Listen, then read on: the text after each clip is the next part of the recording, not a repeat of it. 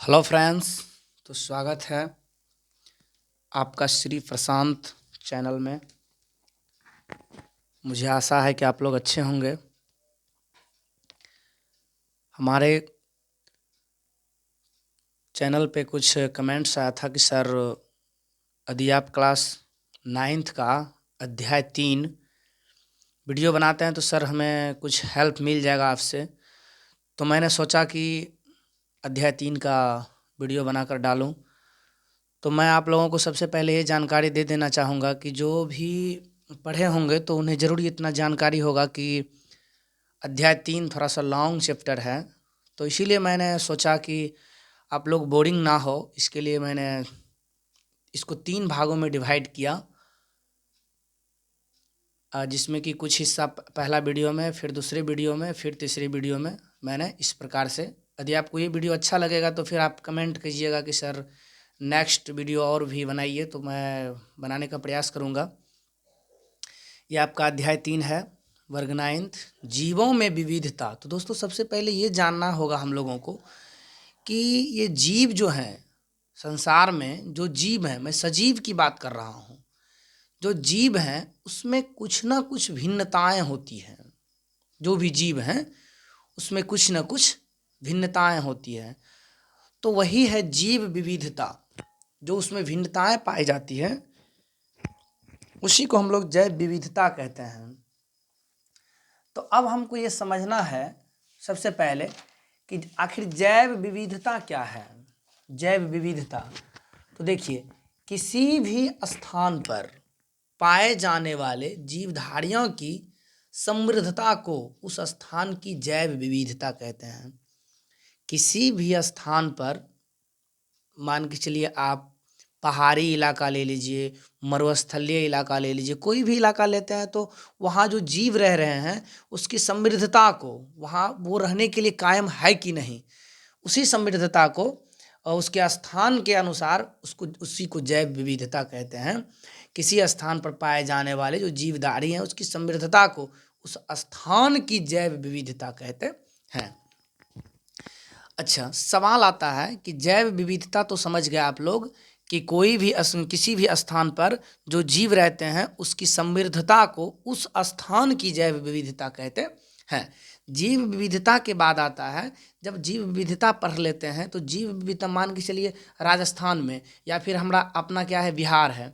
बिहार में हर जगह पर हर जीव रहना संभव नहीं है, या फिर बिहार में हर जगह हर एक प्रकार के पौधे उगना संभव नहीं है। जैसे मान के चलिए अपना ये बिहार है, अगर कोई यहाँ चाहे कि हम बिहार में काजू उगाएंगे, या फिर बिहार में हम जो जो मसाले की केरला में उगते हैं वो यहाँ उगाएंगे, तो उग तो सकता है, बट उतना वो मैच्योर नहीं होता उगने के लिए। तो उसी को हम लोग क्या करते हैं, वर्ग में बांटते हैं कि कौन सा जीव किस वर्ग में रहेगा। तो इसके लिए वर्ग में बांटने के लिए आपको वर्गीकरण पढ़ना पड़ता है। पहले आप देख लिए जैव विविधता, उसके बाद आप पढ़ेंगे वर्गीकरण। वर्गीकरण क्या होता है, अध्ययन की सुविधा के लिए, अध्ययन की सुविधा के लिए जंतु और पौधे को अलग अलग समूह में, वर्गों में, उपवर्गों में आदि में विभाजित करने की प्रक्रिया को वर्गीकरण कहते हैं। तो आप समझ गए होंगे वर्गीकरण क्या है। वर्गीकरण यही है कि अध्ययन की सुविधा, मान लीजिए कि कोई अपना पहाड़ी इलाका में रह रहा है, तो पहाड़ी इलाका में रहने के लिए कौन कौन मैच्योर है, पानी में रहने के लिए कौन कौन मैच्योर है। तो इसी तरह से जब हम उसको बांटते हैं अलग अलग अध्ययन की सुविधा के लिए, अगर इतना जानिए कि जो पहाड़ी इलाका में रह रहे होंगे उनमें एक बात स्पष्ट होगा कि जो भी जीव होगा, जो भी जीव होगा उनमें पहाड़ी इलाका में, चाहे हम जो भी जीव कहें तो आपको समझ लेना है कि सर पेड़ पौधे और जीव जंतु दोनों की बातें कर रहे हैं। उसको आगे चलेंगे तो हम लोग प्लांटी और एनिमेलिया देख रहे हैं, नीचे देखेंगे कि प्लांटी और एनिमेलिया, उसी के तहत हम बात कर रहे हैं कि जो भी जीव होगा उसमें कुछ ना कुछ कंडीशन मिलता जुलता होगा। उसमें चाहे वो पेड़ पौधे हों या जीव जंतु हो, उनमें जरूर मिलता जुलता होगा। तो उसी को हम लोग वर्गीकरण कहते हैं। अध्ययन की सुविधा के लिए किसी भी जीव को, चाहे पेड़ हो या पौधे हों या फिर जीव जंतु हो, उसको अलग अलग समूह में, वर्ग में, उपवर्ग में विभाजित करने की प्रक्रिया को वर्गीकरण कहते हैं। उसके बाद सवाल उठता है कि जीवधारियों को कितने वर्गों में वर्गीकृत किया गया है। अगर आपने वर्गीकरण कर लिया तो कितने वर्गों में वर्गीकृत किया, पहले इसको जानिए। वर्गीकरण हो गया है तो कितने वर्गों में हुआ है। तो वर्गीकरण, जंतु का जो आप वर्गीकरण करते हैं, इसको वर्गीकृत किया गया है इस आधार पे कि किसी को पहले उसको जाति, उसके बाद वंश, उसके बाद फैमिली, उसके बाद ऑर्डर, वर्ग, फाइलम, साम्राज्य, इसी आधार पर उसको वर्गीकृत किया गया है। मान के चलिए आप किचन में जाते हैं तो किचन का जो सामग्री है, अलग मसाले जो पैकेट में हैं, जो मसाले टाइप में से हैं, उनको अलग रखते हैं। जो दाल हैं, दाल को फिर अलग रखते हैं। कई प्रकार के चावल हैं, उनको अलग रखते हैं। कई प्रकार के आटे हैं, बेसन हैं, सबको अलग अलग रखते हैं। उसी प्रकार जंतुओं को भी बांटने के लिए जाति, वंश, कुल या फैमिली, ऑर्डर, वर्ग, फाइलम, इस तरह से बांटते हैं। तो फिर से एक बार नाम सुन लीजिए, जाति, वंश, कुल या फैमिली, ऑर्डर, वर्ग और फाइलम, इस तरह से इसको वर्गीकृत करते हैं। उसके बाद हम लोग जानते हैं कि जाति क्या होता है, ये वंश क्या होता है, कुल या फैमिली क्या होता है, इसको जानते हैं। तो इसको जानना बिल्कुल आसान है, थोड़ा सा दिमाग लगाइएगा तो हो जाएगा। एक समान जीवों का समूह, जीव जो मैं आपको बोल रहा हूँ, जीव चाहे पेड़ पौधा हो या जंतु हो, एक समान जीवों का समूह जो आपस में जनन कर सकता है। आप देखिए, इसको लिंग के आधार पर विभाजित किया गया। जो आपस में अपने जनरेशन को आगे बढ़ाने के लिए एक दूसरे से संबंध स्थापित कर सकता है, उसी को हम लोग कहते हैं जनन। तो जो आपस में अपनी जनसंख्या को बढ़ाने के लिए आपस में संबंध बना सकते हैं, उसी को हम लोग जाति कहते हैं। वो एक समान जीव का होना चाहिए, उसको हम लोग जाति कहते हैं। अब एक समान जाति के समूह को वंश कहते हैं। एक समान जाति के समूह को क्या कहते हैं, वंश कहते हैं। और एक समान वंश के समूह को कुल या फैमिली कहते हैं। एक समान वंशों के समूह को क्या कहते हैं, कुल या फैमिली कहते हैं। एक समान कुलों के समूह को ऑर्डर कहते हैं। और एक समान ऑर्डरों के समूह को वर्ग कहते हैं। और एक समान वर्गों के समूह को फाइलम कहते हैं। और विभिन्न फाइलमों का समूह साम्राज्य कहलाता है। साम्राज्य ये सबसे उच्चतर स्तर है, साम्राज्य। इसको इंग्लिश में किंगडम कहते हैं, साम्राज्य को किंगडम कहते हैं। देखिए, अगर आपको हम एक उदाहरण लेके समझाते हैं, मान के चलिए बाघ। बाघ ये जो है टाइग्रिस जाति का है, टाइग्रिस जाति का।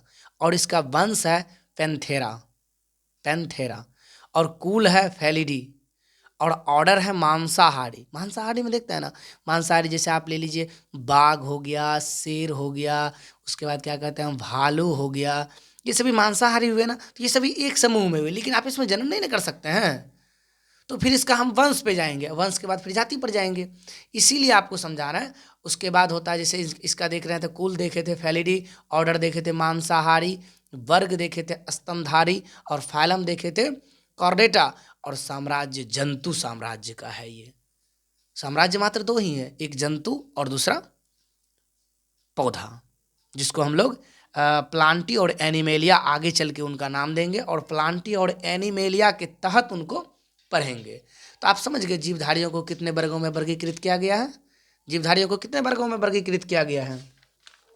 तो जीवधारियों को काउंटिंग कर लीजिए ना, जाति 1, वंश 2, ऑर्डर 3, वर्ग 4 और फाइलम 5। तो कहिए ना, जीवधारियों को 5 वर्गों को में वर्गीकृत किया गया है। लिख दीजिए आप, 5 वर्गों में वर्गीकृत किया गया है। अब वर्गीकरण का आधार क्या है, ये भी तो पढ़ना पड़ेगा ना।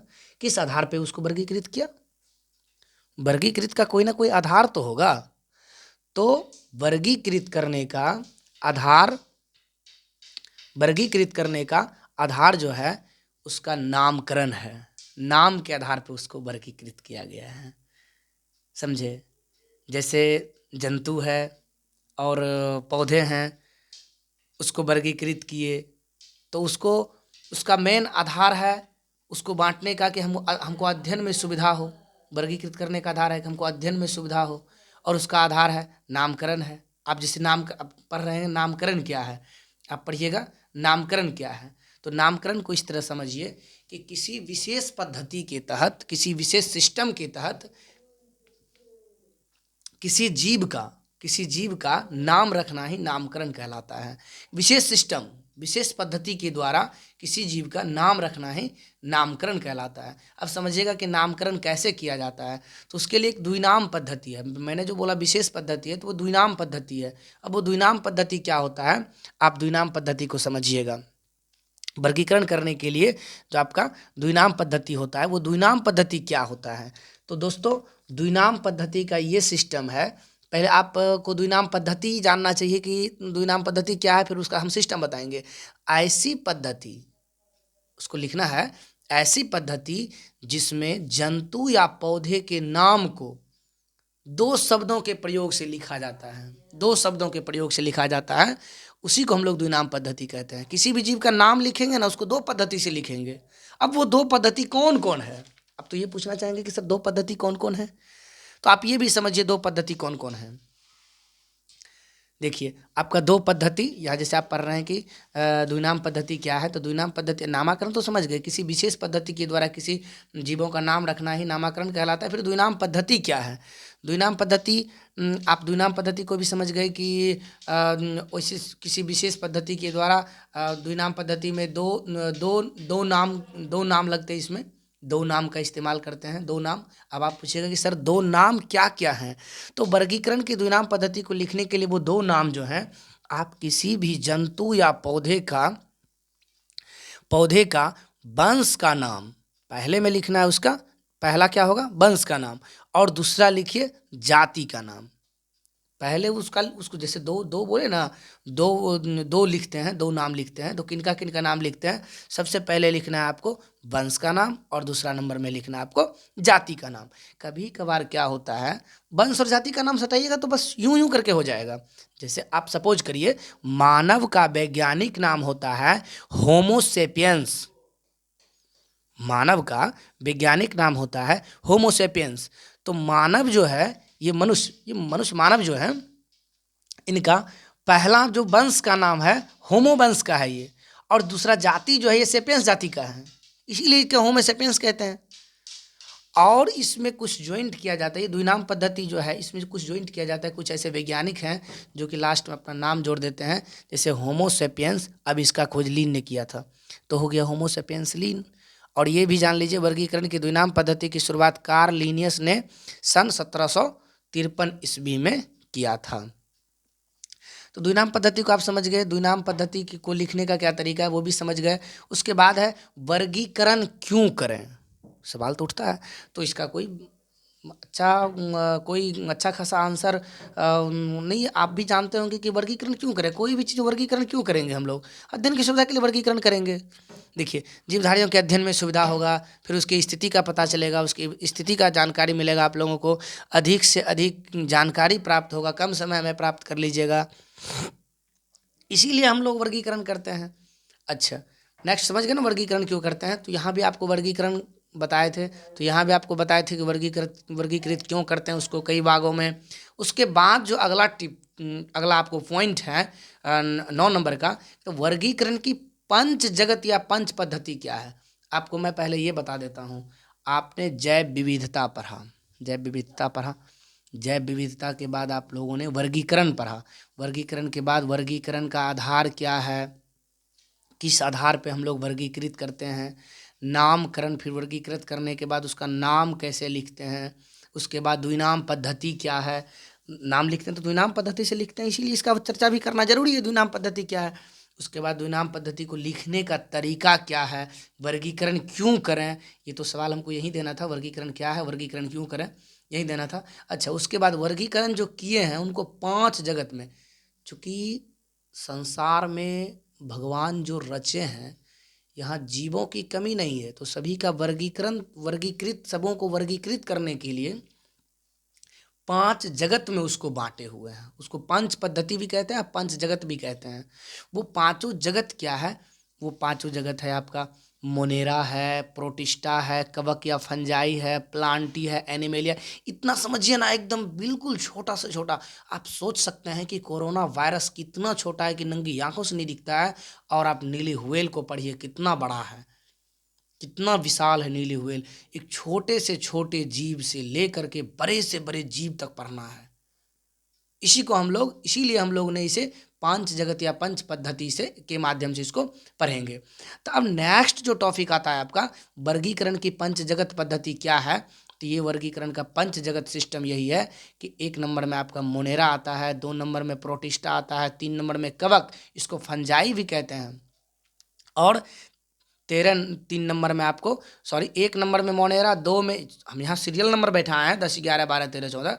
यहाँ आप 1 नंबर में मोनेरा लिखिएगा। वर्गीकरण की पंच जगत में 1 नंबर में कौन आते हैं? मोनेरा आते हैं, और 2 नंबर में आपका प्रोटिस्टा आते हैं, 3 नंबर में कवक या फंजाई, 4 में प्लांटी, और 6 में एनीमेली, 5 में एनीमेलिया। आप तभी से इंतजार कर रहे थे ये प्लांटी और एनीमेलिया का। ये प्लांटी जो है इसमें सभी पौधे को पढ़ेंगे, और एनिमेलिया जो है इसमें जीव जंतु को पढ़ेंगे। प्लांटी में पेड़ पौधे को, और एनिमेलिया में जीव जंतु को। तो लेकिन उससे पहले तो जब पंच जगत में दिया हुआ मोनेरा, मैंने इसका विश्लेषण इसलिए किया कि ये सबसे लॉन्ग है, ये सबसे लंबा है। आपका एक वीडियो बनेगा ओनली प्लांटी पे, और दूसरा वीडियो बनेगा केवल एनिमेलिया पे, सिर्फ ये प्लांटी और एनिमेलिया पे। मैं प्रयास करता हूँ अभी कि मोनेरा को और प्रोटिस्टा को और कवक और फंजाई, कवक या फंजाई, ये तीनों को आज ही मैं बता दूं। तो आप बने रहिए हमारे वीडियो के साथ। अगला आता है आपका मोनेरा क्या है। देखिए, मोनेरा जो होता है, इनका शरीर एक कोशिकीय होता है। देखिए, हमारा शरीर बहुकोशिकीय है, जिनका शरीर एक कोशिकीय है उनमें उनका क्या पता चलेगा? वो नंगी आंखों से नहीं दिखेगा। एक कोशिकीय मतलब सोच सकते हैं, एक कोशिका से उनका शरीर बना हुआ है। जैसे अपना शरीर है, बहुकोशिकीय है। पहले कोशिका के बाद ऊतक बनते हैं, ऊतक से ऊतक तंत्र बनते हैं, फिर अंग बनते हैं, अंग तंत्र बनते हैं, उसके बाद फिर शरीर का निर्माण होता है। लेकिन कोई एक कोशिकीय हो तो फिर उनके शरीर का निर्माण तो कैसे होगा? बहुत छोटे होंगे ना वो। तो इसीलिए मोनेरा बहुत छोटे होते हैं, इनका शरीर एक कोशिकीय होता है। इनके कोशिका में केंद्रक, कोशिकांग असंगठित होते हैं, मतलब मिले हुए नहीं होते, जुटे हुए नहीं होते हैं। इनमें से कुछ स्वपोषी होते हैं, जबकि कुछ विषमपोषी होते हैं। इनके तहत जीवाणु आते हैं, नील हरित शैवाल आते हैं, माइक्रोप्लाज्म आता है, ये सभी। उसके बाद आपको है मोनेरा के बाद, ये मोनेरा के बाद आपको आता है प्रोटिस्टा। तो प्रोटिस्टा क्या है? ये प्रोटिस्टा एक कोशिक यूकेरियोटी जीवों के समूह को प्रोकैरियोटी कोशिका कहते हैं। ये स्वपोषी तथा परपोषी दोनों प्रकार के सदस्य होते हैं। सीधा समझिए ना, प्रोटिस्टा जो होता है इसके तहत पैरामीशियम, अमीबा, युगलीना, इसका नाम आप लोग सुने होंगे। पैरामीशियम, अमीबा, युगलीना, ये सभी इनके तहत आते हैं। तो अभी पढ़े आप लोग प्रोटिस्टा के विषय में क्या पढ़े? ये एक कोशिकीय यूकेरियोटी जीवों के समूह को प्रोटिस्टा कहते हैं। समझे? एक कोशिकीय यूकेरियोटी जीवों के समूह को क्या कहते हैं? प्रोटिस्टा कहते हैं। देखिए, अब यहाँ हमको यूकेरियोटी जो बोल रहे हैं, एक होता है यूकेरियोटी, एक होता है प्रोकैरियोटी। मैं अगर हर वक्त इधर से उधर करता रहूँ तो वीडियो काफ़ी लंबा बन जाएगा, और पता चलेगा कि जो भी देखने वाले स्टूडेंट हैं स्किप कर करके देख रहे हैं। इसीलिए मैं सोचता हूँ कि यत्र तत्र ना जाके सीधा पॉइंट पे रहूँ। इसीलिए चलिए, ये प्रोटिस्टा हो गए। उसके बाद आपको बताते हैं कवक या फंजाई। कहता है इस समूह के, इसको समझ गए ना प्रोटिस्टा को, एक कोशिकीय यूकेरियोटी जीवों के समूह को प्रोटिस्टा कहते हैं। ठीक है? ये स्वपोषी तथा परपोषी दोनों प्रकार के सदस्य होते हैं। जैसे पैरामीशियम हो गया, अमीबा हो गया, युगलीना हो गया। उसके बाद है कवक या फंजाई। नंबर 3 कवक या फंजाई। इस समूह के अधिकतम जीव अपने पोषण के लिए मृत कार्बनिक पदार्थों का अपघटन करते हैं। इसी कारण से ऐसे जीवों को मृत जीवी भी कहा जाता है। ये सभी जीव विषमपोषी तथा यूकेरियोटी होते हैं। जैसे ईस्ट हो गए, मशरूम हो गए, एगेरिक्स हो गए, पेनिलिशियस हो गए, ये सभी जो हैं। तो समझे इनको, ये समूह के अधिकतम जीव ये समूह कवक या फंजाई समूह के जो जीव हैं ये अधिकतर अपने भोजन के लिए यानी अपने पोषण के लिए, शरीर के विकास के लिए मृत कार्बनिक पदार्थ, देखिए कार्बनिक पदार्थ जो कार्बन से बना होता है, जैसे मान के चलिए आप सोचिएगा कि मेरा शरीर किससे बना है, मैं कहूँगा आपका शरीर भी कार्बन से बना हुआ है। कहिएगा वो कैसे सर? सोचिए, आपका शरीर कार्बन से इसलिए बना हुआ है कि आप भोजन करते हैं, ज़मीन के नीचे से लेते हैं अनाज, ज़मीन में आप उगाते हैं ना कुछ भी। या ऐसे नहीं समझिए, सीधा सिंपल समझिए, आप जो खाते हैं भोजन उसको क्या कहते हैं? ग्लूकोज। और ग्लूकोज में क्या है जानते हैं? C6, कार्बन की मात्रा 6 है, H12O6, ग्लूकोज ले रहे हैं। कोई भी भोजन ग्लूकोज होता है, ये नहीं कि जो ग्लूकोज हम डब्बा में लाते हैं घोड़ के पीते हैं वो ग्लूकोज होता है। नो नो नो, वो तो ग्लूकोज होता ही है, वो तो रियली ग्लूकोज है। हम लोग भोजन जो करते हैं वो भी ग्लूकोज है, समझे? उससे एनर्जी मिलता है ना हम लोगों को, इसीलिए। तो मैं ये बता रहा था कि वो कार्बनिक, अब चलिए पॉइंट पे चलते हैं। अपने पोषण के लिए मृत कार्बनिक पदार्थों का अपघटन करते हैं, छोटे छोटे टुकड़ों में तोड़ते हैं। इसी कारण से ऐसे जीवों को मृतजीवी भी कहते हैं, क्योंकि ये मरे हुए जीवों का अपघटन करते हैं, इसीलिए इसे मृतजीवी भी कहते हैं। और इनके तहत ईस्ट, मशरूम जैसे कहीं गोबर वगैरह देखे हैं उस पर छत्ता टाइप का रहता है, उसी को मशरूम कहते हैं। एगेरिक्स, पेनिलिसियस, ये सभी कवक और फंजाई के उदाहरण हैं। नेक्स्ट जो टॉपिक है प्लांटी तो आप लोग जान रहे हैं, ये बहुकोशिकीय होगा, क्योंकि प्लांटी मीन्स कोई भी पौधा, छोटा पौधा हो या बड़ा पौधा हो, ये प्लांटी के तहत आएंगे। तो वो बहुकोशिकीय होंगे, उसमें बहुत सारे कोशिका होंगे और उसमें अंग होंगे, जैसे देखिए तना होता है ना, पत्तियां होता है, फल फूल हैंड हर चीज़ होता है। तो वो प्लांटी ये बहुकोशिकीय होंगे। उसके बाद इनमें प्रकाश संश्लेषण की क्रिया होगी। आप लोग जानते हैं ना कि ये रोटी दाल चावल नहीं खाते हैं, ये प्रकाश संश्लेषण की, सूर्य प्रकाश की उपस्थिति में प्रकाश संश्लेषण करते हैं, समझे? तो इसीलिए ये प्लांटी ये बहुकोशिकीय होंगे। ये अपना भोजन प्रकाश संश्लेषण की क्रिया के माध्यम से अपना भोजन पाते होंगे। उसके बाद कहता है इनकी कोशिकाओं में रिक्तियां पाई जाती हैं। देखिए आपको ये भी मैं बता देता कि कोशिकाओं में रिक्तियां कहाँ होते हैं। प्रोकैरियोटिक कोशिका का डायग्राम फिगर किस प्रकार होता है, यूकैरियोटिक कोशिका का फिगर, ये आपको आगे बैक चला गया। 9th के जो ये बायोलॉजी हैं इनके बैक चले गए, इसीलिए अब क्या बैक जाऊँ। आपने कमेंट्स किया था कि सर तीसरा लेसन का वीडियो बनाइए, और सही बोले थे आप, क्योंकि ये लॉन्ग है, ये बच्चे को जल्दी समझ नहीं आता है, काफ़ी हार्ड होता है। या उसके बाद चलिए आते हैं पॉइंट पे। तो प्लांटी जो हैं ये क्या करते हैं, ये अपना प्रकाश संश्लेषण की क्रिया द्वारा अपना भोजन प्राप्त करते हैं, और इनके कोशिका में रिक्तियां पाई जाती है। जैसे उदाहरण में लिखना है सभी प्रकार के पेड़ पौधे। उसके बाद आता है आपका एनिमेलिया।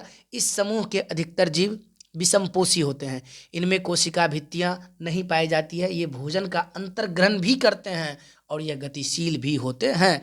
अभी तक आपने जितना पढ़ रहे हैं कोई गतिशील नहीं था, लेकिन एनिमेलिया गतिशील क्यों नहीं होगा? एनिमेलिया दैट मीन्स सभी प्रकार के जीव, सभी प्रकार के जीव कह रहे हैं, जंतु, सभी प्रकार के जंतु। जैसे उसके तहत आप मनुष्य को भी रख सकते हैं, जो जानवर है उनको भी रख सकते हैं, सभी जो चलते फिरते हैं वो सभी अपना भोजन यत्र तत्र से जुटाते हैं ना, तो इसीलिए उसको एनिमेलिया कहते हैं। शेष आपका रह गया है प्लांटी और एनिमेलिया, ये दोनों रह गया है। हम एक दूसरा वीडियो बनाएंगे प्लांटी पे और दूसरा वीडियो बनाएंगे एनिमेलिया पे। बनाएंगे उसी शर्त पे, यदि आप कमेंट्स में कहिएगा कि सर वीडियो अच्छा लगा, आप प्लांटी और एनिमेलिया पर भी वीडियो बनाइए, तो मैं बनाऊँगा। आप मेरे वीडियो को देखें, इसके लिए आपको धन्यवाद। आपको अच्छा लगा तो अपने दोस्तों के साथ भी शेयर करें, और मेरे चैनल को सब्सक्राइब करें और वीडियो को लाइक करें, ताकि मुझे हौसला बुलंद हो मेरा कि मैं और भी इससे भी बेहतर से बेहतर तरीके से और बेहतर से बेहतर खुद से स्टडी करके आप लोगों के बीच वीडियो को शेयर करूं, ताकि आपको पढ़ने में हेल्प मिल सके। धन्यवाद।